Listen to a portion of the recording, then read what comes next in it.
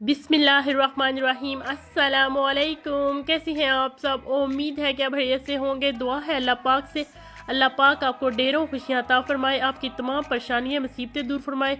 जो भी औलाद है अल्लाह पाक उनको नेक साले तंदुरुस्ती लंबी ज़िंदगी वाली औलाद अता फरमाए, और जो बीमार है अल्लाह पाक उनको सेहत तंदुरुस्ती अता फरमाए, तमाम परेशानियाँ मुसीबतें दूर फरमाए। आमीन सुम्मा आमीन।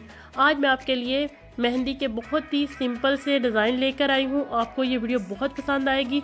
अगर आपको ये मेरी वीडियो पसंद आए तो इसको लाइक कीजिएगा, कमेंट करके ज़रूर बताइएगा वीडियो मेरी कैसी होती है, और मेरे चैनल को सब्सक्राइब कीजिएगा और अपने दोस्तों में शेयर कीजिएगा।